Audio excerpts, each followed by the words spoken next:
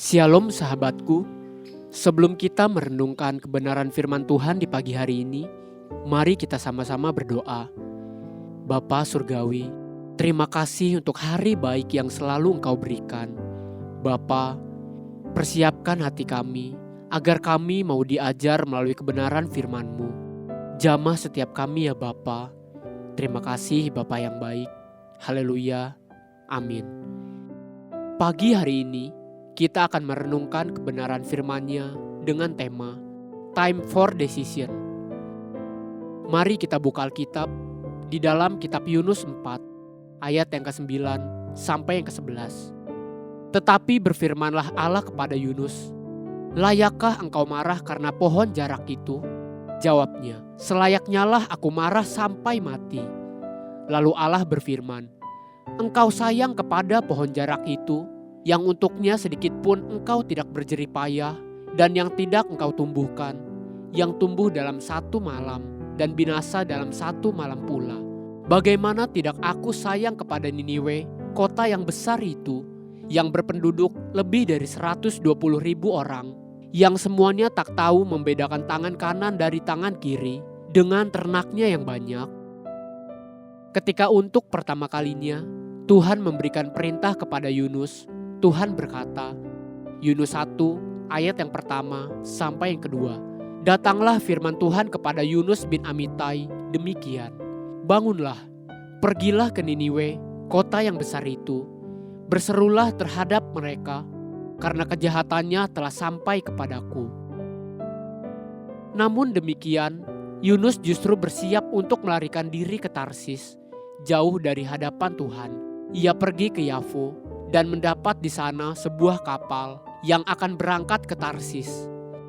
Ia membayar biaya perjalanannya, lalu naik kapal itu untuk berlayar bersama-sama dengan mereka ke Tarsis, jauh dari hadapan Tuhan. Itulah kesempatan pertama yang dibuang sia-sia oleh Yunus. Kemudian setelah mengalami malapetaka dan dimuntahkan dari mulut ikan, Yunus menerima perintah yang sama. Yunus 3 ayat yang pertama sampai yang kedua. Datanglah firman Tuhan kepada Yunus untuk kedua kalinya, demikian, "Bangunlah, pergilah ke Niniwe, kota yang besar itu, dan sampaikanlah kepadanya seruan yang kufirmankan kepadamu." Untuk kedua kalinya, Yunus menerima penugasan yang sama, namun Yunus melakukannya tidak dengan sepenuh hati. Itulah sebabnya setelah semuanya dia kerjakan, hatinya penuh dengan kemarahan dan kekecewaan yang berat, iri hati dan kebencian. Sampai-sampai Tuhan berkata, Yunus 4 ayat yang ke-9, "Tetapi berfirmanlah Allah kepada Yunus, layakkah engkau marah karena pohon jarak itu?" Jawabnya, "Selayaknya lah aku marah sampai mati." Kemudian kitab Yunus berakhir dengan pernyataan Tuhan kepada Yunus, "Tidakkah aku menyayangi penduduk kota Niniwe?" Pernyataan kasih Tuhan itu tidak dijawab lagi, dan kitab Yunus ditutup sampai di situ. Seakan-akan kisah hidup Yunus mengandung tanda tanya besar. Apa akhir hidup Yunus? Bagaimana sikap hatinya selanjutnya? Bukankah hidup Yunus itu merefleksikan hidup kita sesungguhnya?